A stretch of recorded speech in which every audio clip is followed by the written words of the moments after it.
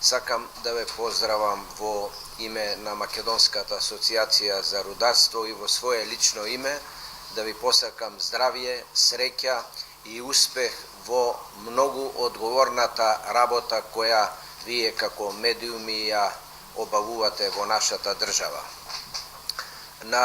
Како што беше најавено на денешнава пресконференција, би сакал да потенцирам некои од прашањата кои беа дискутирани на последниот состанок на Македонската асоциација за рударство, одржана на крајот на месец декември, кога ги сумиравме резултатите од работењето на рударскиот сектор во Македонија во 2016 година и се обидовме да ги согледаме развојните планови, односно плановите за работа за 2017 година. Бидејќи помина една година, прилично тешка година за рударскиот сектор особено, таа беше карактеристична по тоа што во 2016 година владеја многу ниски цени на металите, практично најниски за последните 10 години и интересно е да се одбележи дека и во такви тешки услови рударскиот сектор во Македонија 2016 година општо земено ја заврши успешно.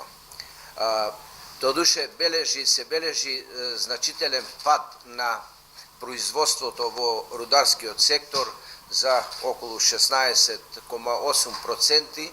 Најистакнат е падот на производство кај јагненот, кај лигнитот, после тоа доаѓа падот на производството кај секторот за металични сировини, додека кај преработката на неметалични сировини бележи одреден пораст.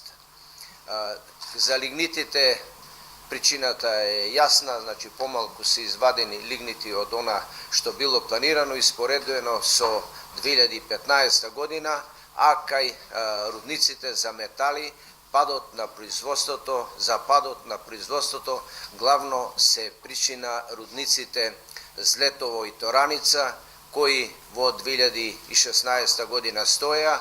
На крајот на 2016 почна со работа рудникот Злетово, а во декември, на крајот на декември, практично е возобновена работата и на рудникот во Тораница за олово и цинк.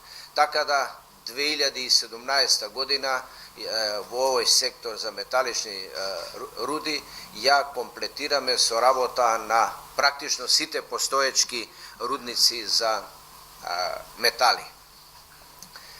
Нешто што сметаме дека е потребно да се нагласи денес на ова конференција за печат е мислењето и заклучоците од Македонската асоциација за рударство при Стопанската комора на Македонија, дека евидентно е дека рударскиот сектор во Македонија игра значителна улога во севкупното стопанско движење. Но, бидејќи интензитетот на развој во последните 10 години е значителен, можеме покрај позитивните работи да констатираме и низа недостатоци кои главно би се состоеле во следниве точки. Ние се уште немаме стратегија за развој на рударството во Македонија. Ние сме земја од 2 милиона жители со 26.000 квадратни километри и како мала земја мораме да водиме многу поодговорна политика од она што ја водевме досега. Значи мораме дефинитивно и ние се залагаме во Македонската асоциација за рударство да се избориме надлежните органи да ја донесат стратегијата за развој на рударскиот сектор во Македонија. Бидејќи ништо не е неисцрпно, ние на повеќе пати сме го дискутирале тоа прашање, значи рудите и рудните богатства имат почеток и крај и ние како држава мораме да направиме стратегија што е денеска исплатливо и актуелно да се извади од земјата, што треба да оставиме за следните генерации. Например, јагленот и лигнитот кои се во државна собственост, ние познато е дека имаме резерви на јаглен и лигнит негде кој е главен енергенс во Македонија до 30-35 година и тука се завршуваат трудните резерви на јаглен и лигнит. И се поставува прашањето дали денеска треба сето тоа што постои да се извади или треба да направиме стратегија да се применуваат поинтензивно алтернативните извори на енергија кај што ние заостануваме, а одредени количини на јаглен лигнит да се остават како стратегија за следните генерации. По примерот на она што го прави Германија, по примерот на она што го прави Америка. Ние знаеме дека практично во Германија во термоелектраните се скоро сите исклучени од производство, таму е развиена околу 90% се произведуваат енергија од алтернативни и обновливи извори на енергија и по тој пример веројатно и ние треба да одиме да направиме некоја стратегија. Значи, Македонската асоциација за рударство се залага, ние упативме и писмо до управниот одбор на Стопанската комора, ќе побараме од владата која треба да се формира, ова прашање да го има како приоритетно.